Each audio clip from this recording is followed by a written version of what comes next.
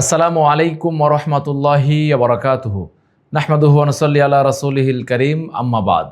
আলিম পরীক্ষা 2026 এর শিক্ষার্থী বন্ধুরা, আশা করি তোমরা সবাই ভালো আছো এবং তোমরা দীর্ঘ 2 মাস ধরে হাদিস ফাউন্ডেশন অনলাইন একাডেমির বিভিন্ন ক্লাসগুলো করেছো। আজকে আমরা বাংলা প্রথম পত্রের অর্থাৎ বাংলা সাহিত্য অংশের তোমাদের যেই জায়গাগুলো কঠিন লাগে তার মধ্যে অন্যতম একটি জায়গা হচ্ছে বাংলা কবিতা। আমরা আজকে পদ্যাংশ নিয়ে আলোচনা করব। তোমাদের পদ্যাংশে কার কোথায় কি সমস্যা আছে একটু দ্রুত চ্যাট বক্সে লিখো, সে সঙ্গে জানাও তোমরা কেমন আছো এবং পড়াশোনা প্রস্তুতি সব মিলিয়ে দিনকাল কেমন যাচ্ছে। আমরা আমাদের আজকের পাঠে যাব।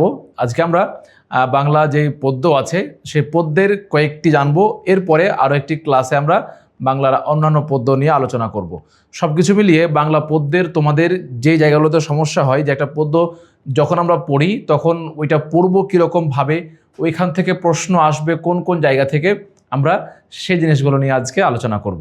তাহলে ঝটপট আমরা সবাই গুছিয়ে বসে পড়ি, চলো শুরু করি। আজকে আমরা বাংলা সাহিত্যের 4 নম্বর ক্লাস করব। এই চতুর্থ ক্লাসে আমরা 2টি কবিতা নিয়ে জানব। একটা হচ্ছে ঋতু বর্ণন, যেটা লিখেছেন কবি আলাওয়াল, আর একটা হচ্ছে বিভীষণের প্রতি মেঘনাদ, যেটা লিখেছেন মাইকেল মধুসূদন দত্ত। তোমাদের এই বিভীষণের প্রতি মেঘনাদ যে কবিতাটি আছে, এই কবিতা নিয়ে তোমাদের অনেকের ভয় হয়। আজকে আমি তোমাদেরকে প্রেক্ষাপটটা বুঝিয়ে দেব, সেই সঙ্গে সেইখান থেকে তোমরা কীভাবে পড়বে সেটা আমি বলে দেবো ইনশাল্লাহ। তাহলে চটভট ক্লাসের জন্য প্রস্তুতি গ্রহণ করো এবং খাতা কলম নিয়ে বসে পড়ো। আমরা তাহলে শুরু করি। আমরা শুরুতেই ঋতু বর্ণন যে কবিতাটি আছে আলাওয়াল লিখেছেন, আমরা এই কবিতা নিয়ে জানবো। তোমরা একটু আমাকে বলো যে তোমাদের এই কবিতাটা কার কার পড়া আছে। ঋতুবর্ণন যে কবিতা আছে এই কবিতা তোমরা কে কে পড়েছ, একটু চ্যাট বক্সে দ্রুত লিখো। আচ্ছা, চ্যাট বক্সে তোমরা লিখতে থাকো আর আমরা সামনের দিকে একটু আগাই। আমাদের যে আগের পড়ানোর প্যাটার্ন ছিল সেই প্যাটার্ন অনুযায়ী আমরা তোমাদেরকে আগে বলেছিলাম, যখন তুমি একটা সাহিত্যের কোনো জিনিস পড়তে যাবে, সেটা হোক প্রবন্ধ কিংবা সেটা হোক কবিতা, তুমি যাই পড়তে যাও না কেন সেইটার কে লেখক, আগে সে লেখক সম্পর্কে তোমাকে জানতে হবে। তাহলে এইটার লেখক হচ্ছেন কবি আলাওয়াল। কবি আলাওয়াল, তাহলে আমরা আমাদেরকে এই কবি আলাওয়ালের একটা চিত্র আমি এখানে কিন্তু দিয়ে দিয়েছি, এটা হচ্ছে ওনার ছবি। তো এখন আলাওয়াল সম্পর্কে তোমার বেসিক কত তথ্য মাথার মধ্যে রাখতে হবে। যেমন ধরো আলাওয়াল সাহেবের জন্ম কোথায়, তার মৃত্যু কোথায়, তার উল্লেখযোগ্য রচনা কি কি, এরপরে তার উল্লেখযোগ্য কোনো কর্ম আছে কিনা, তার সাহিত্য গ্রন্থ কতটি, তার কাব্যগ্রন্থ কতটি, এগুলো যদি থাকলে এগুলো জেনে রাখতে হবে, যেটা তোমাদের কাজে আসবে।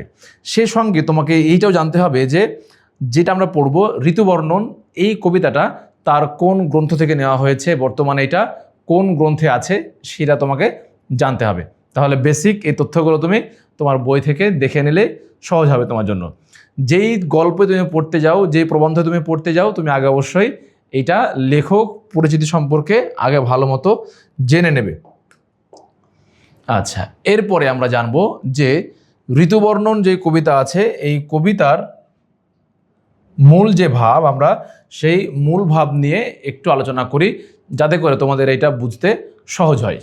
আচ্ছা, ঋতুবর্ণন, এটা আলাওয়ালের ঋতুবর্ণন এই কবিতাটি তার বিখ্যাত কাব্যগ্রন্থ পদ্মাবতী, তার বিখ্যাত কি গ্রন্থ, কাব্যগ্রন্থ, তার একটা বিখ্যাত কাব্যগ্রন্থ আছে যার নাম হচ্ছে পদ্মাবতীর। এখানের ঋতুবর্ণন খণ্ড থেকে এইটা সংক্ষেপিত আকারে সংকলিত হয়েছে।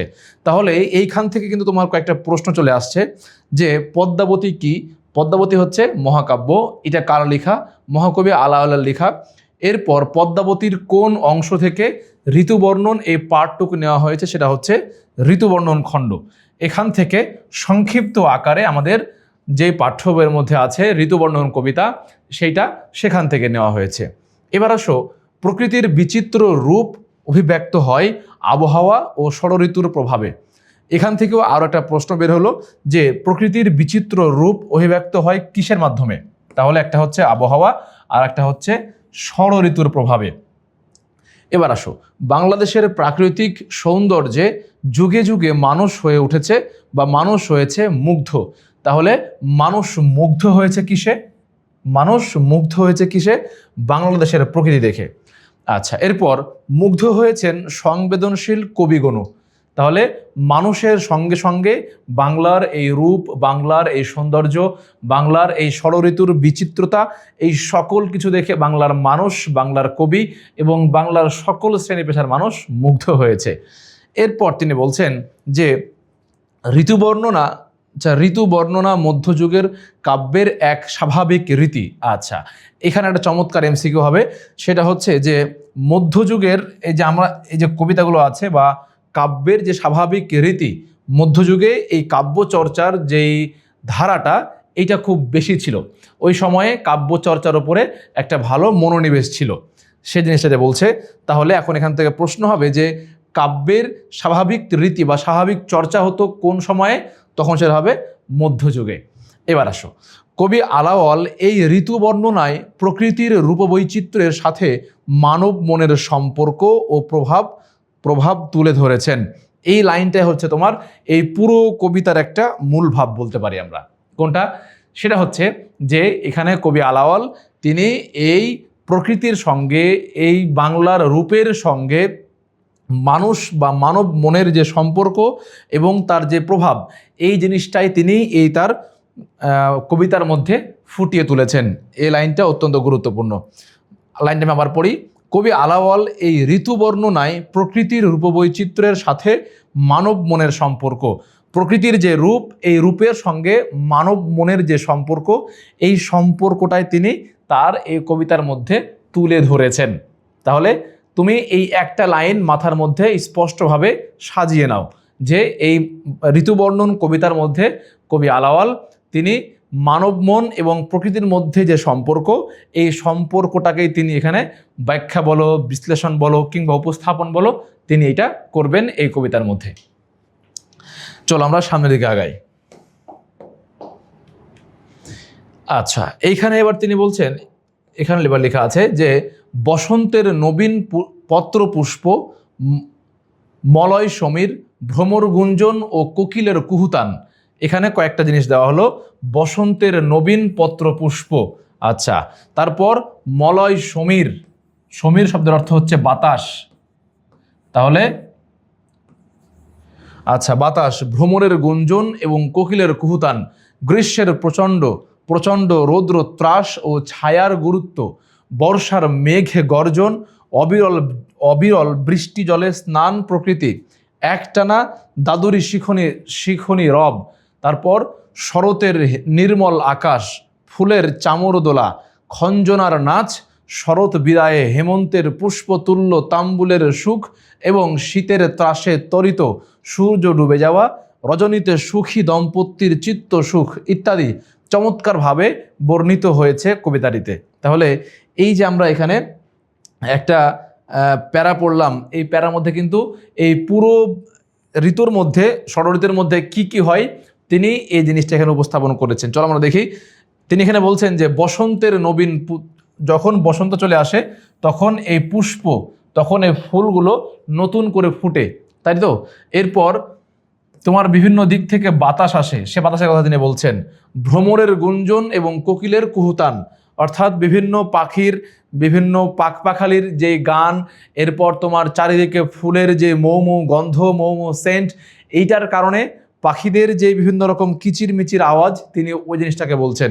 তারপর গ্রীষ্মের প্রচণ্ড রৌদ্র ত্রাস, অর্থাৎ গ্রীষ্মকালে যখন প্রচণ্ড তাপ পড়ে, ওইটা কথা বলছেন তিনি।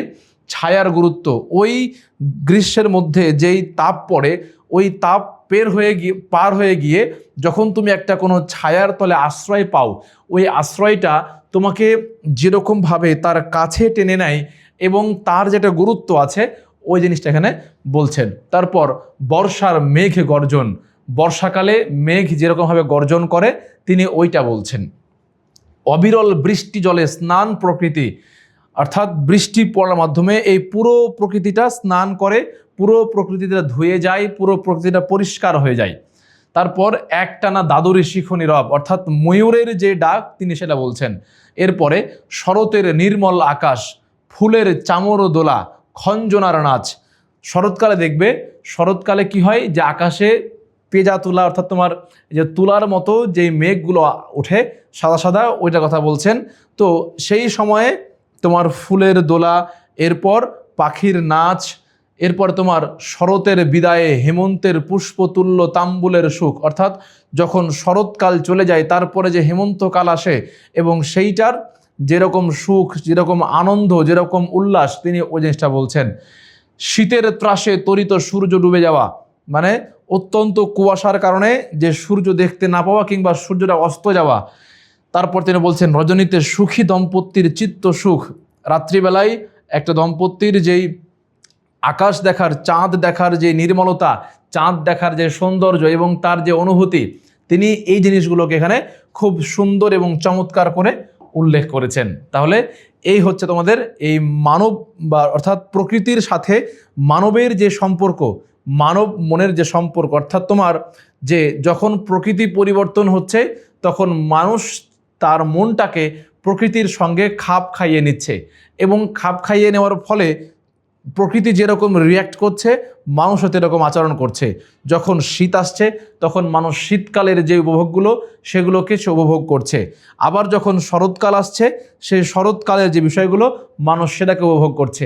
এই যে প্রত্যেকটা ঋতুর সঙ্গে মানুষের খাপ খাইয়ে নেওয়া এবং মানুষের মনের মধ্যে যে তৃপ্তি, মনের মধ্যে যে উল্লাস, এই জিনিসগুলোকে ঋতুর সঙ্গে খাপ খাইয়ে নেওয়া, লেখক এখানে ওই জিনিসটাকেই তিনি ফুটিয়ে তুলবেন। আমরা সামনের দিকে আগাই। এবার আসো, ষড়ঋতুর বর্ণনার ভেতর দিয়ে কবি বাংলার প্রকৃতির রূপ মাধুরী তুলে ধরেছেন। হ্যাঁ, এইখানে একটা চমৎকার লাইন।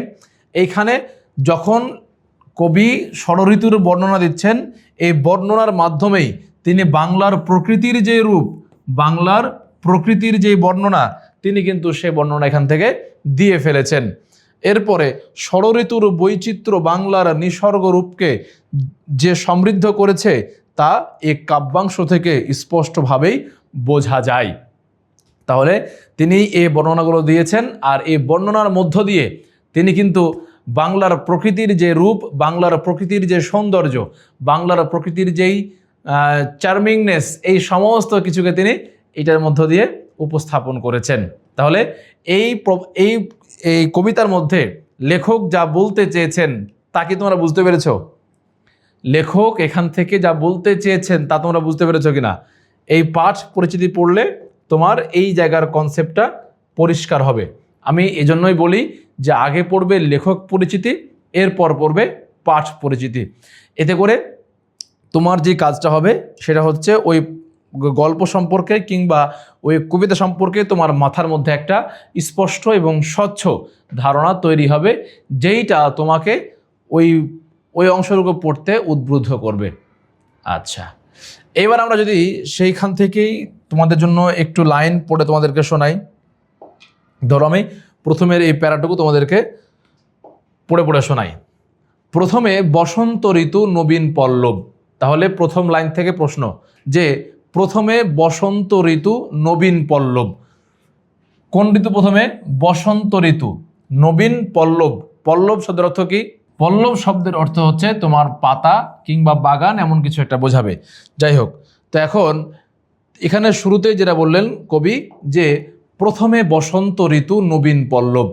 প্রথমে বসন্ত ঋতু নবীন পল্লব, বসন্ত ঋতুর সঙ্গে নতুন পাতার একটা সম্পর্ক আছে। নবীন পাতা মানে হলো নতুন পাতা। প্রথম লাইনে তুমি যেটা পড়বে, বসন্ত ঋতুর সঙ্গে নবীন পল্লব, অর্থাৎ বসন্তকাল যখন শুরু হয় সেই সময়ে চারিদিকে নতুন পাতা গজায় এবং তোমার মুকুলগুলো ফোটে। এই সময় একটা অন্যরকম আমেজ তৈরি হয়। এরপর দুই পক্ষ আগে পাছে, মধ্যে সুধাধম, সুমাধব, সুমাধব, উত্তম বসন্তকাল। আচ্ছা,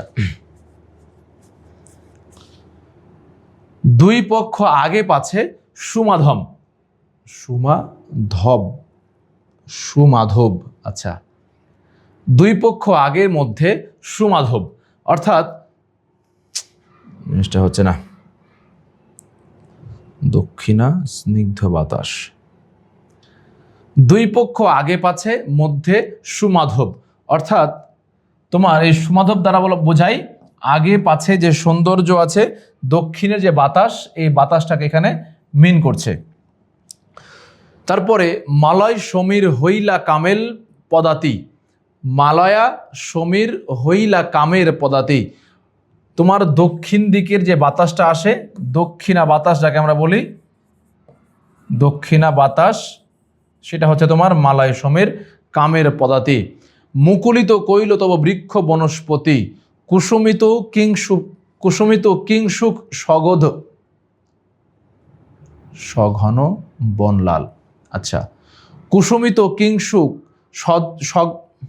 সঘন, কুসুমিত কিংসুক সঘন বনলাল।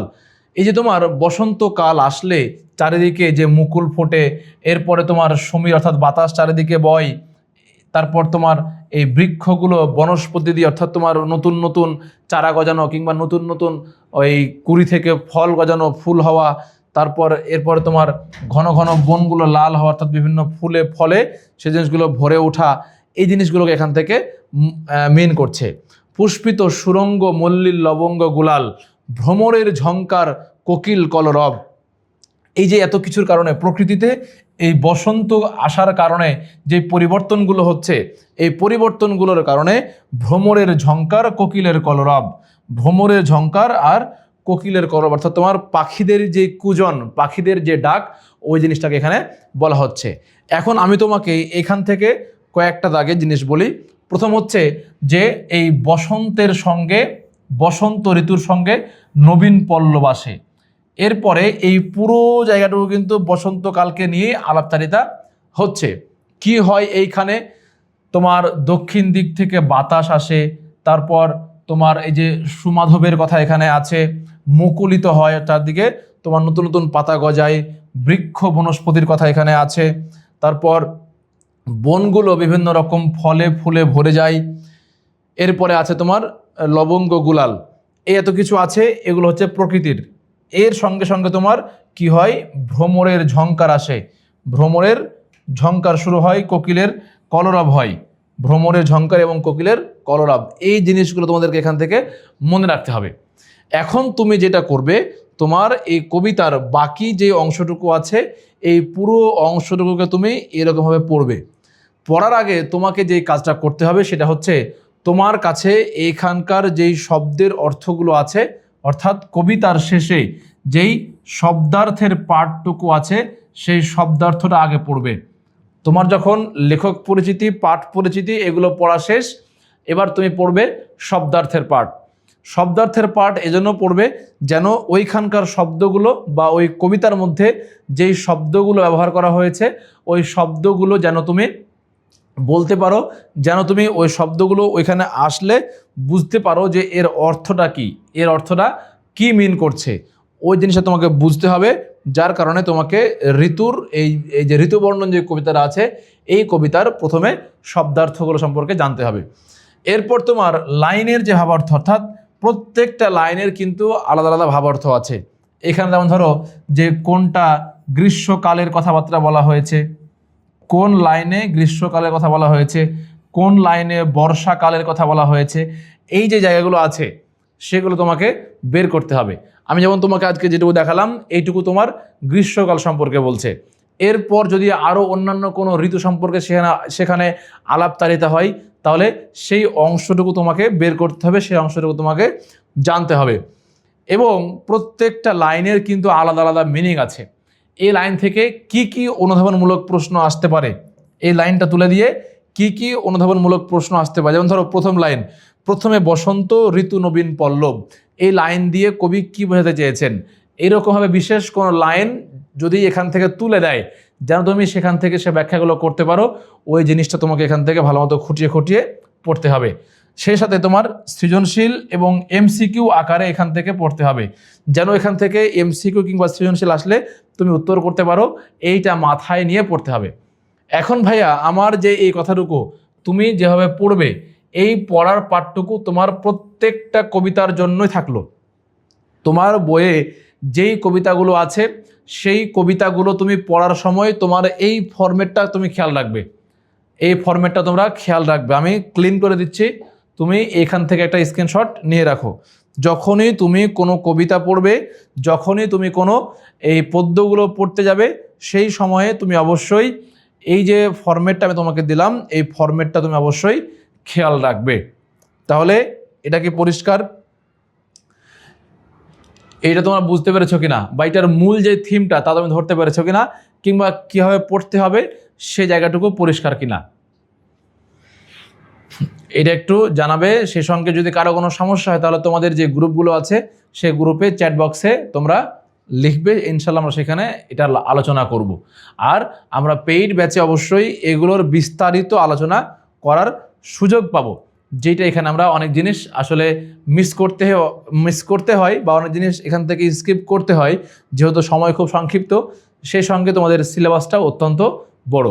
সব কিছু মিলিয়ে আমি তোমাকে গাইড করছি, তুমি এই অনুপাতিক পড়াশোনা শুরু করো বা পড়াশোনা করতে কন্টিনিউ করে যাও, তাহলে আশা করি তুমি একটা ফাইনালি ভালো ফলাফল বের করতে পারবে। এবার আমরা যেটুকু পড়লাম সেইটুকুর আলোকে একটা কুইজ টেস্ট দেবো। যেইটুকু আমরা পড়লাম এইটুকুর আলোকেই আমরা 2টা কুইজ টেস্ট দিব এখানে। সবাই কি রেডি? আচ্ছা, সবাই খুব দ্রুত চ্যাট বক্সে লিখবে যে এটার উত্তর কোনটা হবে। চলো শুরু করা যাক। প্রথম প্রশ্ন হচ্ছে, বসন্ত ঋতুতে কি নবীন হয়? বসন্ত ঋতুতে কি নবীন হয়? বন নবীন হয়, পল্লব নবীন হয়, মুকুল নবীন হয়, নাকি কুসুম নবীন হয়?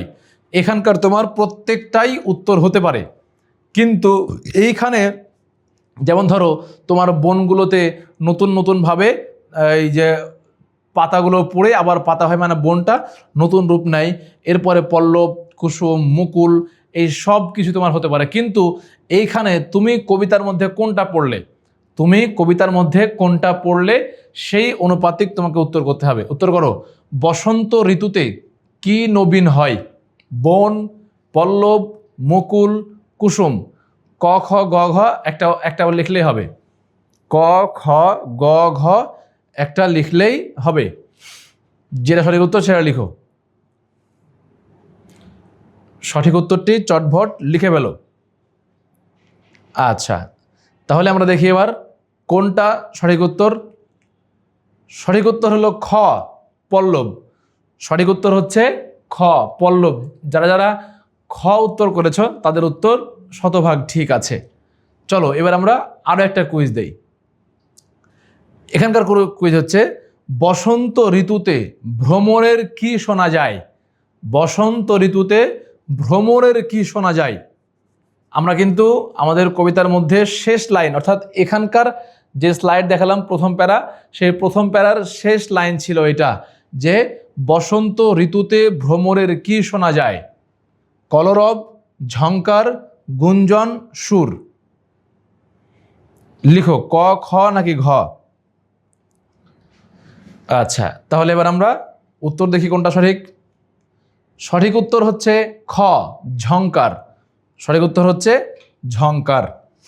তো এই ছিল আমাদের তোমার ঋতুবর্ণন যে কবিতা, সেই ঋতুবর্ণন কবিতার এই পার্টটুকু।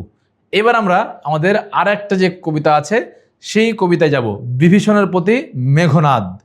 বিভীষণের প্রতি মেঘনাদ আমরা এই কবিতা এখন পড়ব এবং আমরা এখান থেকে এটা শেখার চেষ্টা করব। আচ্ছা, এই কবিতা তোমরা কে কে পড়েছো একটু জানাও দেখি আমাকে। শুধু হ্যাঁ এবং না লেখো, শুধু হ্যাঁ এবং না লেখো। বিভীষণের প্রতি মেঘনাদ। আচ্ছা, এখানে একটা উচ্চারণ ঠিক করে নাও, এটা হচ্ছে বিভীষণের প্রতি মেঘনাদ, মেঘনাদ না, এটা হবে মেঘনাদ, মেঘনাদ, মেঘনাদ না মেঘনাদ। আর বিভীষণ বানানটা খেয়াল রাখবা এরকম ভাবে, রস্বইকার, বয় রস্বইকার এবং ভয়ে দীর্ঘইকার, মূর্ধন্য স, মূর্ধন্য ন, এগুলো মনে রাখতে হবে। এই বানানগুলো ভুল করা যাবে না। সেই সঙ্গে এখানকার যিনি লেখক মাইকেল মধুসূদন দত্ত, এই সুদন বানানটা খেয়াল রাখতে হবে, মধুসূদন বানানটা খেয়াল রাখতে হবে। সচরাচর মধু যাভাবে লেখো, ম ধয়ে রস্বউকার মধু, এই মধু বানান তো তোমরা এভাবে লেখো বা আমরা এভাবে লিখি, তাই না? এখন সুদন, এইটা সুদন বানানে দীর্ঘকার দেওয়া হয়, সুদন, মধুসূদন। এখানে যদিও দেখতে এটা রস্বকার লাগছে, কিন্তু রস্বকার না, এটা দীর্ঘকার, ফন্ট এটা এরকম, তাই এরকম দেখাচ্ছে। তাহলে মধুসূদন এ বানানটা খেয়াল রাখতে হবে, আর বিভীষণ এ বানানটা খেয়াল রাখতে হবে। বিভীষণ, মধুসূদন এ বানানটা এই বানান দুইটা এখান থেকে খেয়াল রাখবা। এই বানান দুইটা তোমার বিভিন্ন সময় বিভিন্ন রকম পরীক্ষায় আসে। আচ্ছা, তাহলে কার কার পড়া ছিল এটা ইতিমধ্যে তোমরা জানিয়ে দিলে, তাই তো? চলো তাহলে আমরা এবার এটার যে পাঠ পরিচিতি আছে সেখানে যাব। তবে তার আগে মাইকেল মধুসূদন দত্ত সম্পর্কে তোমাকে জানতে হবে। যেটা বরাবরের ন্যায় আমার একই কথা থাকলো এবং একই ক্যাসেট বারবার বাজছে যে তোমাকে এই লেখক পরিচিতি সম্পর্কে পড়তে হবে। এবং তোমাদের বইয়ের মধ্যে যে কয়েকজন উল্লেখযোগ্য কবি কিংবা প্রাবন্ধিক আছেন তার মধ্যে মাইকেল মধুসূদন দত্ত অন্যতম। এবং শুধু তোমার এই আলিম পরীক্ষা নয়, পরবর্তী সময়েও তুমি এই মাইকেল মধুসূদন দত্তের জীবনী থেকে বিভিন্ন রকম প্রশ্ন তোমার বিভিন্ন পরীক্ষায় আসতে পারে। তো সেই জন্য তুমি যেটা করবে সেটা হচ্ছে এই জীবনীটা, ওনার জীবনীটা বেশ ভালো করে পড়ে রাখবে। মাইকেল মধুসূদন দত্তের জীবনীটা বেশ ভালো করে পড়ে রাখবে। চলো তাহলে আমরা এবার আমাদের মূল পাঠে যাই। এইখানে বিভীষণের প্রতি মেঘনাদ, এটা পাঠ পরিচিতি এখানে তুলে দেওয়া আছে, আমরা এখান থেকে দেখার চেষ্টা করি। আচ্ছা, বিভীষণের প্রতি মেঘনাদ এই কাব্যাংশটুকু মাইকেল মধুসূদন দত্তের মেঘনাদ বধ কাব্য। কি কাব্য? মেঘনাদ বধ। মেঘনাদ বধ কাব্যের বধ নামক ষষ্ঠ স্বর্গ থেকে, বধ নামক ষষ্ঠ স্বর্গ থেকে সংকলিত হয়েছে। এখানে অনেকগুলো এমসিকিউ হবে। একটা হচ্ছে যে কোন অংশ থেকে নেওয়া হয়েছে? বধ নামক অংশ থেকে নেওয়া হয়েছে। আর পরে কোন স্বর্গ? ষষ্ঠ স্বর্গ থেকে নেওয়া হয়েছে। কাব্যাংশটুকু অর্থাৎ এখানে যে অংশটুকু তুলে দেওয়া আছে এটা হচ্ছে একটা কাব্যের, একটা কবিতার একটা অংশ বিশেষ। এর আগে পরে আরও অনেক জিনিস আছে, তবে এখানে একটা অংশ দেওয়া আছে। আচ্ছা, মোট 9টি স্বর্গে বিন্যস্ত মেঘনাদ বধ কাব্য। এখান থেকে আর একটা প্রশ্ন যে মেঘনাদ বধ কাব্য কতটি স্বর্গে বিন্যস্ত? 9টি স্বর্গে। কয়টি? 9টি স্বর্গে। এখন এখানে পেজ লাগিয়ে দিবা না, 9টি স্বর্গে এটা বিভক্ত, আর এইটা আছে 6 নাম্বার স্বর্গে। 9 এবং 6 পার্থক্য গুলিয়ে ফেলবে না। তাহলে মেঘনাদ বধ কাব্যের মূল স্বর্গ হচ্ছে কয়টি? 9টি। আর আমাদের যেই বধ নামক অংশটুকু এইটা আছে তোমার ষষ্ঠ স্বর্গে। এই দুইটা জিনিস গুলিয়ে ফেলবে না।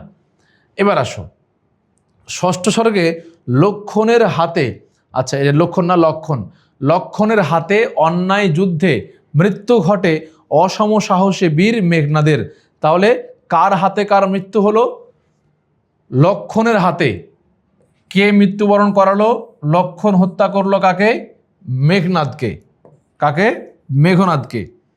এখানে মেঘনাদকে বলা হলো কি? মেঘনাদ হলো বীর। আচ্ছা, মেঘনাদকে হত্যা করা হলো কিভাবে? অন্যায় করে। অন্যায় করে হত্যা করা হলো মেঘনাদকে। কিসে? কে হত্যা করলো? লক্ষণ হত্যা করলো। রামচন্দ্র কর্তৃক দ্বীপ রাজ্য লঙ্কার স্বর্ণলঙ্কা আক্রান্ত হলে রাজা রাবণ শত্রুর উপর্যুপরি দৈব্য কৌশলের কাছে অসহায় হয়ে পড়েন। তাহলে এইখানে একটা দ্বীপ রাজ্যের নাম বলা হলো, তার নাম কি? স্বর্ণালঙ্কা। নাম কি? স্বর্ণলঙ্কা। স্বর্ণলঙ্কা একটা দ্বীপ এবং সেখানকার যে রাজা তাকে নিয়ে কাহিনীগুলো হচ্ছে। তাহলে রামচন্দ্র কে আক্রমণ করলো? রামচন্দ্র আক্রমণ করলো। কোথায় আক্রমণ করলো? দ্বীপরাজ্য স্বর্ণলঙ্কাতে। আচ্ছা, এই স্বর্ণলঙ্কার রাজাকে, এখানকার রাজা হচ্ছে রাবণ। রাবণ শত্রুর উপর্যুপরি। আচ্ছা, রাবণ শত্রুর উপর্যুপরি দৈব্য কৌশলের কাছে অসহায় হয়ে পড়েন। এবার আমরা সামনের দিকে যাই। এখান থেকে যে জিনিসগুলো উল্লেখ করলাম এগুলো তোমরা একটু খেয়াল করো এবং এইটা একটা স্ক্রিনশট নিয়ে রাখো।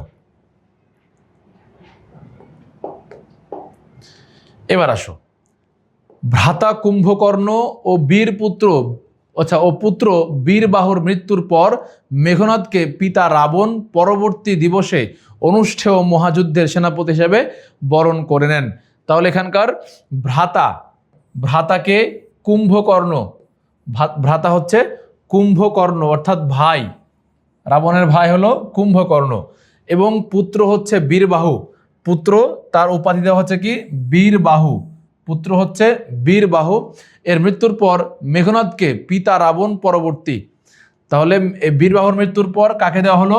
মেঘনাদকে সেনাপতি হিসাবে নির্বাচন করলেন কে? রাবণ। পিতার নাম কি? রাবণ। আচ্ছা, তাকে তিনি সেনাপতি হিসেবে বরণ করে নেন। যুদ্ধ জয় নিশ্চিত করার জন্য মেঘনাদ যুদ্ধযাত্রার পূর্বেই নিকুম্ভিলা যজ্ঞাগারে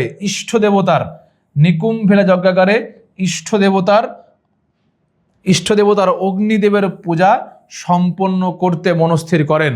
আচ্ছা, এখানকার যাকে মেঘনাদ বলা হচ্ছে, মেঘনাদ একজন মহাবীর এবং তার একটা বৈশিষ্ট্য হচ্ছে সে কোনো যুদ্ধে কখনো হারে না। আর এইটা না হারার পেছনে কারণ হচ্ছে যখন সে কোনো যুদ্ধে বের হয় তার আগে সে একটা পূজা করে, তার আগে সে একটা দেবতার কাছে সম্মান প্রদর্শন করে, সেটা হচ্ছে ইষ্ট দেবতা। কি দেবতা? ইষ্ট দেবতা। দেবতার নাম এটা। কি পূজা করে? অগ্নিদেবের পূজা করে, আগুন পূজা করে। কোথায় করে? নিকুম্ভিলা যজ্ঞাগার। এটা নিকুম্ভিলা যজ্ঞাগার, এটা তাদের যে পূজা করার স্থান সেটা। কোথায়? নিকুম্ভিলা যজ্ঞাগারে সে পূজাটা করে। মায়াদেবীর আনুকূল্যে এবং রাবণের অনুজ বিভীষণের সহায়তায়। তাহলে কার নাম আসলো? মায়াদেবী। কি দেবী? মায়াদেবী। মায়াদেবীর বৈশিষ্ট্য হচ্ছে যদি কেউ মায়াদেবীর সহায়তা নেয় তাহলে এই পাশ দিয়ে কেউ হেঁটে গেলেও তাকে কেউ দেখতে পাবে না। ধরো আমার ওপরে মায়াদেবী ভর করলো, যদি ওইটা তোমার অন্য ধর্মের অন্যান্য বিশ্বাস, আমরা ওটাই নিয়ে বলছি। ধরো আমার ওপরে মায়াদেবী ভর করলো, তার মানে এখানে অটোমেটিক ক্লাস হবে, আমাকে দেখতে পাবে না, আমি থাকবো হিডেন হয়ে, আমাকে কেউ দেখতে পাবে না, অথচ এখানে ক্লাস ঠিকই চলবে। ব্যাপারটা এরকম যে কাউকে দেখতে পাওয়া যাবে না। তো যখন মেঘনাদ তার এই নিকুম্ভিলা যজ্ঞাগারে পূজা করছিলেন সেই সময়ে এই মায়াদেবীর সহায়তা নিয়ে একজন ব্যক্তি, মায়াদেবীর সহায়তা এবং বিভীষণের সহায়তা নিয়ে, মায়াদেবী এবং বিভীষণ উভয়ের সহায়তা নিয়ে লক্ষণ শত শত প্রহরীর চোখ ফাঁকি দিয়ে নিকুম্ভিলা যজ্ঞাগারে প্রবেশে সে সমর্থ হয়। তাহলে কে? লক্ষণ।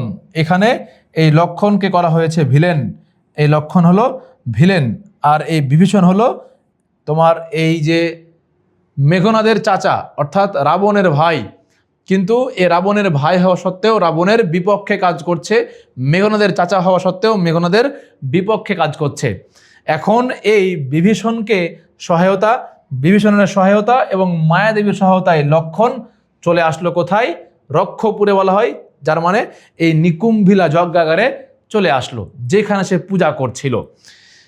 এবার আসো যে আচ্ছা, এখানে আরেকটু বলে নেই, শত শত প্রহরীর চোখ ফাঁকি দিয়ে ওই নিকুম্ভিলা যজ্ঞাগারটা এমন জায়গায় বানানো হয়েছে যেখানে যেতে হলে সচরাচর কোনো মানুষ সেখানে যেতে পারবে না।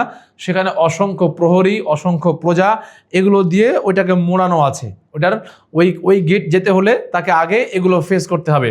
তো এই এতগুলো স্টেপ পার করে গেল কীরকমভাবে? বিভীষণের প্রতি বা বিভীষণের যে সহায়তা এই কারণে এবং মায়া দেবীর সহায়তায় লক্ষণ সেখানে পৌঁছে গেল। আচ্ছা, কপট লক্ষণ নিরস্ত্র মেঘনাদের কাছে যুদ্ধ প্রার্থনা করলে মেঘনাদ বিস্ময় প্রকাশ করে। হ্যাঁ, মেঘনাদ অত্যন্ত একজন মহাবীর, কিন্তু এই বীরের বীরত্ব তখনই ফলপ্রসূ হয় যখন তার কাছে অস্ত্র থাকে। কিন্তু সে যত বড়ই বীর হোক না কেন, বিপরীত দিকে যখন অস্ত্র শস্ত্র দিয়ে সুসজ্জিত থাকে আর সে নিজে অস্ত্রহীন থাকে তখন সেটা আর যুদ্ধ হয় না। হ্যাঁ, যুদ্ধেরও কিন্তু একটা সিস্টেম আছে। আমার কাছে অস্ত্র নেই, তাহলে তোমার কাছে অস্ত্র থাকতে পারবে না। যদি তুমি অস্ত্র নিয়ে যুদ্ধ করো তাহলে আমাকেও অস্ত্র নেওয়ার সুযোগ দিতে হবে। হ্যাঁ, এই জায়গাটাতে তার মেঘনাদের আক্ষেপ যে যেই ব্যক্তির কাছে কোনো অস্ত্র নেই তাকে কীরকমভাবে অস্ত্র শস্ত্রে সুসজ্জিত একজন ব্যক্তি যুদ্ধ করার জন্য আহ্বান করতে চাই। আচ্ছা, তাহলে তোমরা এইটুকু বুঝতে পেরেছো। এখন প্রশ্ন হলো, মেঘনাদ বিস্ময় প্রকাশ করলো কেন? মেঘনাদ বিস্ময় প্রকাশ করলো কেন? বিস্ময় প্রকাশ করার কারণ হচ্ছে যে তার কাছে কোনো অস্ত্র শস্ত্র নেই, অথচ কপট এই লক্ষণ তাকে যুদ্ধ করার জন্য আহ্বান করছে। তাহলে এই জায়গাটুকু একটা স্ক্রিনশট দিয়ে নাও, এগুলো ভালো করে তোমরা পড়বে। এখান থেকে পাঠ পরিচিতি পড়তে পারলে তোমার অনেকটা পড়া কভার হবে। যদি তুমি পাঠ পরিচিতি পড়তে পারো ভালো করে খুঁটিয়ে তাহলে তোমার ভেতরের অনেক জিনিস এখান থেকে পরিষ্কার হবে, আর তুমি এখান থেকে অসংখ্য এমসিকিউ এর উত্তর করতে পারবা। আর এটা বুঝতে পারলে তুমি সৃজনশীলও লিখতে পারবা। চলো আমরা পরের অংশে যাই। শত শত প্রহরীর চোখ ফাঁকি দিয়ে নিকুম্ভিলা যজ্ঞাগারে লক্ষণের অনুপ্রবেশ যে মায়া বলে সম্পন্ন হয়েছে, বুঝতে বিলম্ব ঘটে না তার। অর্থাৎ মেঘনাদ বুঝে ফেললো যে এতগুলো প্রহরীর চোখ ফাঁকি দিয়ে এই কপট লক্ষণ এখানে আসতে পেরেছে একমাত্র এই মায়া দেবীর এই যে মায়া বলে এখানে আসতে পেরেছে। ইতোমধ্যে লক্ষণ তলোয়ার কোষ মুক্ত করলে মেঘনাদ যুদ্ধ সাজ গ্রহণের জন্য সময় প্রার্থনা করে লক্ষণের কাছে। যখন এই লক্ষণ তার তলোয়ারকে তার কোষ থেকে বের করলো যে এখন যুদ্ধ হবে, তখন এই মেঘনাদ বলল যে আমাকেও যুদ্ধের সাজসজ্জা গ্রহণ করার সুযোগ দেওয়া হোক, আমিও যুদ্ধের সাজসজ্জা গ্রহণ করে আসি। কিন্তু এই লক্ষণ তাকে সময় দিল না। লক্ষণ তাকে সময় না দিয়ে তার উপরে আক্রমণ করে বসলো। এ সময় অকস্মাৎ যজ্ঞাগারের প্রবেশ দ্বার দিয়ে চোখে পড়ে মেঘনাদের। দেখতে পাই বীর যোদ্ধা পিতৃব্য বিভীষণকে। মেঘনাদ যখন দেখছে যে এই লক্ষণ আমার প্রতি আক্রমণ করতে আসবে, তখন তাকিয়ে দেখে যে হাই হাই কি হয়ে গেল, আমার নিজের চাচা, আমার আপন চাচা বিভীষণ সেখানে দাঁড়িয়ে। তার মানে তার বুঝতে বাকি রইল না যে শুধুমাত্র মায়া দেবীর মায়া বলে নয়, বরং ঘরের শত্রু ওই বিভীষণের মাধ্যমে লক্ষণ আমার এখানে এসে পৌঁছেছে। সেইখান থেকে হচ্ছে বিভীষণের প্রতি মেঘনাদ এবং ঘরের শত্রু বিভীষণ। বুঝতে পেরেছো তাহলে এবার? আচ্ছা, হ্যাঁ, এখানে কিন্তু বিভীষণ একজন বড় যোদ্ধা। প্রশ্ন হবে পিতৃব্য অর্থাৎ পিতার মতো চাচা। বিভীষণ এবং মেঘনাদের সম্পর্ক কি তাহলে? বিভীষণ এবং মেঘনাদ সম্পর্ক কি? চাচা ভাতিজার সম্পর্ক হচ্ছে মেঘনাদ এবং বিভীষণ। মুহূর্তে সব কিছু স্পষ্ট হয়ে গেল তার কাছে, অর্থাৎ তোমার মেঘনাদের কাছে। তাহলে এখান থেকে এই অংশটুকু খেয়াল রাখো। এরপরে আসো, খুল্লতাৎ বিভীষণকে প্রত্যক্ষ করে দেশপ্রেমিক নিরস্ত্র মেঘনাদ যে প্রতিক্রিয়া ব্যক্ত করে, সে নাটকীয় ভাষ্যই বিভীষণের প্রতি মেঘনাদ অংশে সংকলিত হয়েছে। তাহলে বিভীষণের প্রতি মেঘনাদ, তোমরা যে কবিতা পড়ছো, এই কবিতাটা কখন? যখন মেঘনাদ দেখে ফেললো ওই লক্ষণকে, যে সেই লক্ষণ আমার দিকে মারতে আসছে আমাকে, আর দরজায় দাঁড়িয়ে আছে আমার চাচা বিভীষণ। এইবার বিভীষণকে লক্ষ্য করে মেঘনাদ ওই সময়ে যেই কথাবার্তাগুলো বলেছিল, ওই কনভারসেশন বা ওই কথাটুকুই তোমাদের বইয়ের মধ্যে আছে। বুঝতে পেরেছো তাহলে এবার? যে ওই কথাটুকুই তোমাদের বইয়ের মধ্যে আছে, তোমাদের কবিতার মধ্যে এই অংশটুকুই তুলে দেওয়া হয়েছে। এখন নেই কোনটুকু? নেই হচ্ছে আগের, যে কেন যুদ্ধ করতে আসবে, কেন লক্ষণ এই মেঘনাদকে মারতে আসবে, কেন এই লঙ্কাপুরে আবার আক্রমণ করবে, কেন এগুলো হবে, এই জিনিসগুলো তোমাদের এখানে নেই। পরবর্তী সময়ে কি হয়েছিল সে অংশটুকু এখানে নেই। আচ্ছা, এবার আসো, এই অংশে মাতৃভূমির প্রতি ভালোবাসা এবং বিশ্বাসঘাতকতা ও দেশদ্রোহিতার বিরুদ্ধে প্রকাশিত হয়েছে ঘৃণা। খেয়াল রাখতে হবে এই অংশটুকু, যে কবিতার মধ্যে মাতৃভূমির প্রতি যে ভালোবাসা এবং দেশপ্রেমিকের যে মনোভাব, সেই জিনিসটা আছে একদিকে, বিপরীত দিকে আছে বিশ্বাসঘাতকতা এবং দেশদ্রোহিতার বিরুদ্ধে যেই ঘৃণা এবং যেই জঘন্যতা প্রকাশ হয়েছে সেটা এখানে উল্লেখ করেছে। তাহলে এই কবিতার মধ্যে একদিকে আছে দেশত্ববোধক বা দেশপ্রেম বা দেশ মাতৃকায় নিজেকে উৎসর্গ করে দেওয়া, আর একদিকে আছে বিশ্বাসঘাতকতা এবং দেশদ্রোহিতা। এই জিনিস দুটা খেয়াল রাখতে হবে। জ্ঞাতিত্ব, ভ্রাতৃত্ব এবং জাতিসত্তার সংহতির গুরুত্বের কথা যেমন এখানে ব্যক্ত হয়েছে, তেমনি এর বিরুদ্ধে পরিচালিত ষড়যন্ত্রকে অভিহিত করা হয়েছে নীচতা, বর্বরতা বলে। আচ্ছা, এইখানে চমৎকার জিনিস খেয়াল রাখো। এখানে বলা হচ্ছে জ্ঞাতিত্ব, ভ্রাতৃত্ব, জাতিত্ব, সংহতির গুরুত্বের কথা বলা হয়েছে। অর্থাৎ বুঝো যে তোমার আমার বংশের প্রতি আমার যে সম্মান বা আমার সন্তানের প্রতি, আমার ভাই ভাতিজা এদের প্রতি আমার যেই ভালোবাসা, এদের প্রতি আমার যেই ভাব এবং যে সম্পর্ক, এই একটা জিনিস যাকে বলা হচ্ছে তোমার জ্ঞাতিত্ব, ভ্রাতৃত্ব এবং জাতিসত্তা। অর্থাৎ আমি একটা জাতি, আমরা জানি যে হিন্দুদের মধ্যে জাতি বিভেদ বা বর্ণ বিভেদ আছে। তো সেইখানে যে আমি নিজে একটা উঁচু বর্ণের মানুষ, আমি কীরকমভাবে একটা নিচু বর্ণের মানুষকে সহায়তা করে আমার বংশের আমি ক্ষতি করাতে পারি। তো এখানে ওই লাইনটাই বলা হচ্ছে যে একদিকে যেমন নিজের বংশ বুনিয়াদ, নিজের পরিবার পরিজন এগুলো আছে, বিপরীত দিকে এগুলোর বিপরীতে গিয়ে নিচে নেমে মানুষ কতটা বিশ্বাসঘাতক হতে পারে সে জিনিসটাও এখানে বলা আছে। এই যে নিচে নামাকে বলা হচ্ছে নিচতা এবং বর্বরতা। তারপর 19 শতকের বাংলার নবজাগরণের অন্যতম শ্রেষ্ঠ সন্তান মাইকেল মধুসূদন দত্ত বাল্মীকি রামায়ণকে নবমূল্য দান করেছে এই কাব্যে। আচ্ছা, এইখানে তাহলে এটা 19 শতকের বাংলা নবজাগরণের অন্যতম শ্রেষ্ঠ সন্তান এই মাইকেল মধুসূদন দত্ত কোন শতকের? 19 শতকের। এটা মনে রাখতে হবে, 19 শতকের হলেন মাইকেল মধুসূদন দত্ত।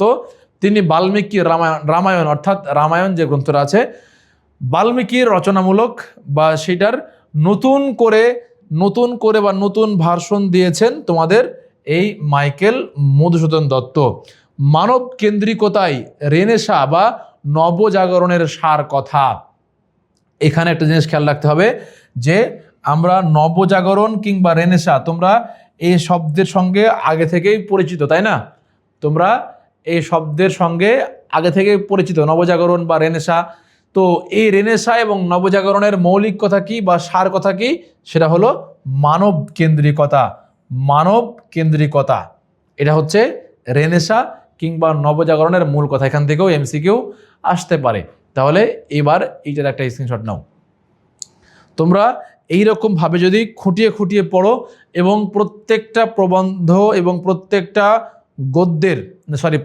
পদ্যের এভাবে দাগিয়ে দাগিয়ে নোট করে করে পড়লে আশা করি তোমরা এখান থেকে এই পুরো জিনিসটা বুঝতে পারবে এবং এইখান থেকে তোমাদের জন্য এমসিকিউ, সিকিউ এগুলো বের করা সহজ হবে।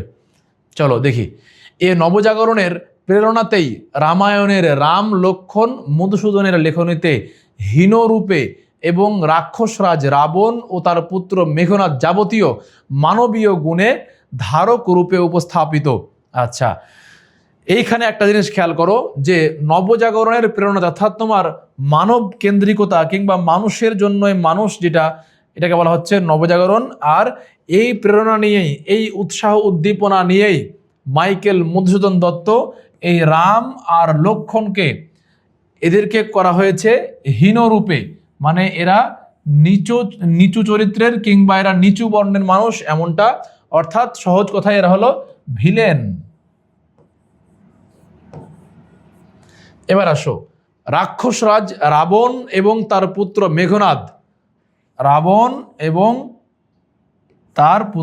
মেঘনাদ যাবতীয় মানবীয় গুণের ধারক রূপে, অর্থাৎ এদেরকে রেখে দেওয়া হয়েছে নায়কের ভূমিকায়। যে নায়ক নির্যাতিত, যে নায়ক নিপীড়িত, যে নায়ক ওই সমাজের প্রতিনিধিত্ব করছে।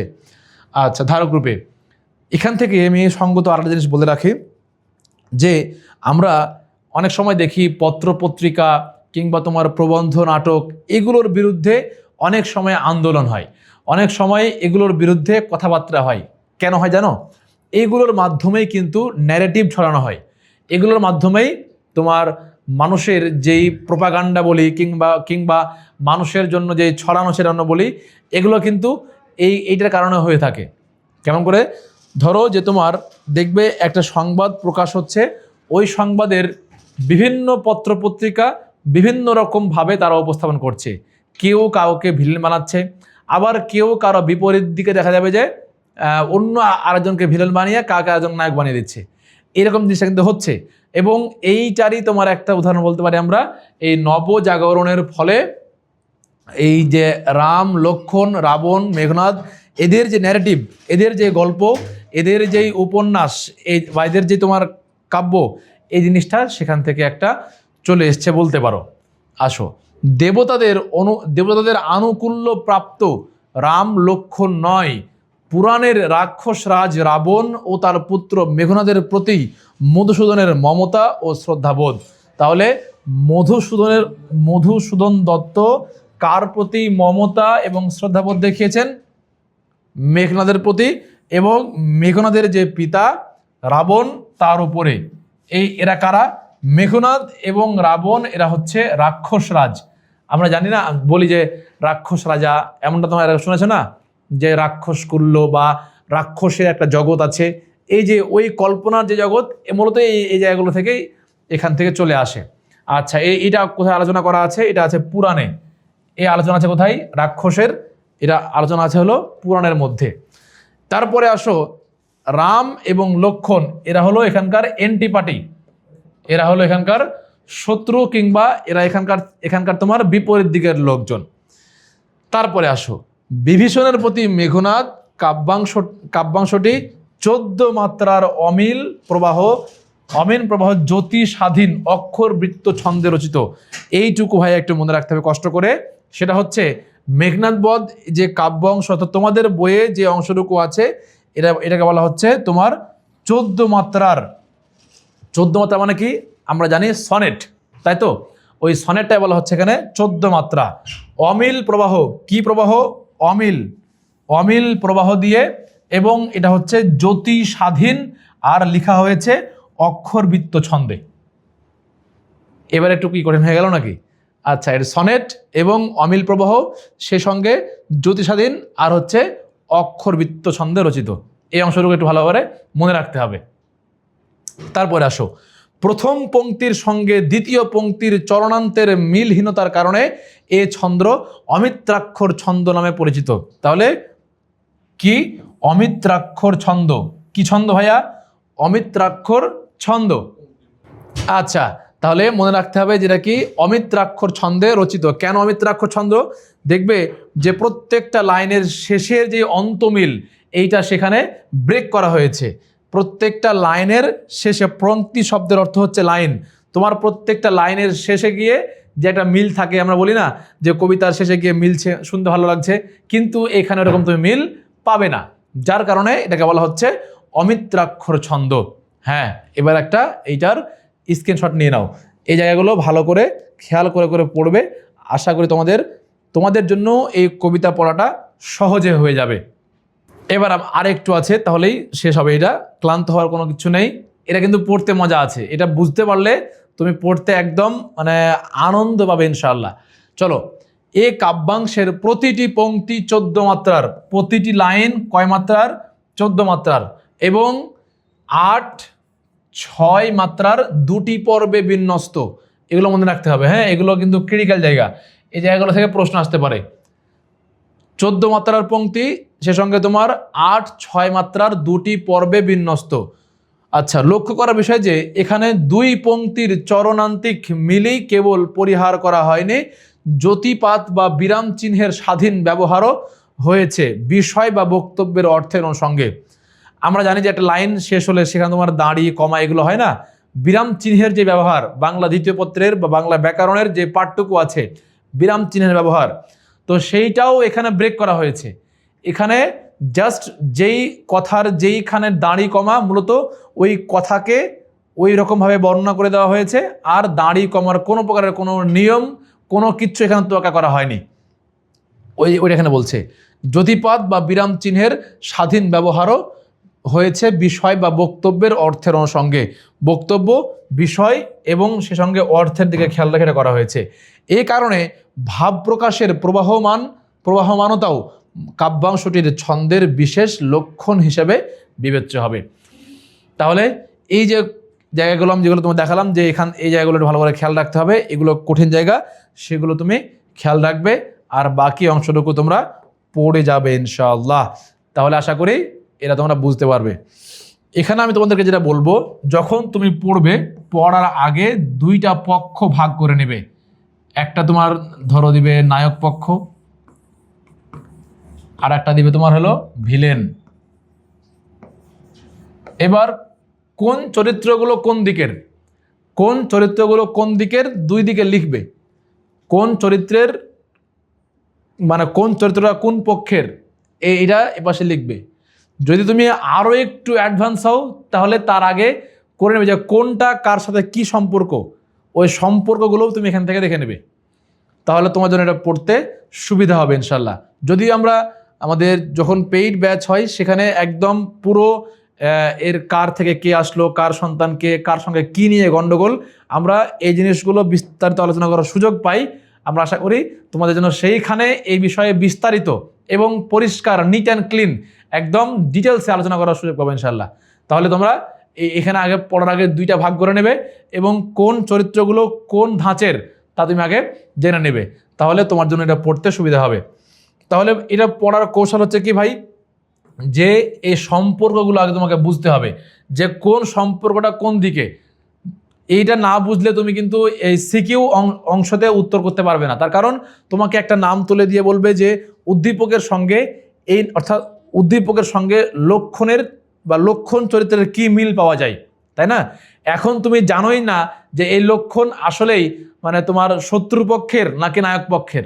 এখন তোমাকে যদি এর জানতে হয় তাহলে তার মানে অবশ্যই তোমাকে এই চরিত্রগুলো আগে ভালোভাবে পড়তে হবে।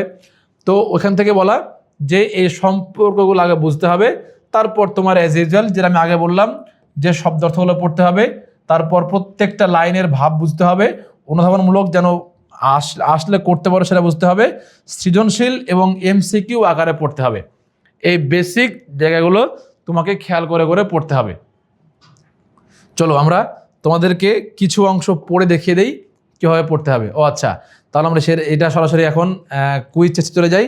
যেহেতু আমরা অনেকক্ষণ ধরে এটা পড়লাম, তার মানে তোমাদের একটা এ সম্পর্কে ধারণা তৈরি হয়েছে এবং এই ধারণা থেকে তোমাদের কুইজ দেওয়ার যে ব্যাপারটা সেটাও কিন্তু তোমরা এখান থেকে দিতে পারবে। আমি তোমাকে জাস্ট শুরুর দিকের একটা অংশ পড়াই, যদিও এই অংশটা এখানে দেওয়া হয়নি। কত পেজ? আচ্ছা, তোমাদের সবাইকে আমি বই কিনতে বলেছিলাম, সবাইকে বই কেনা হয়েছে। বইটা এখনও আশ্চর্য লাগে তোমাদের এই প্রশ্ন শুনলে।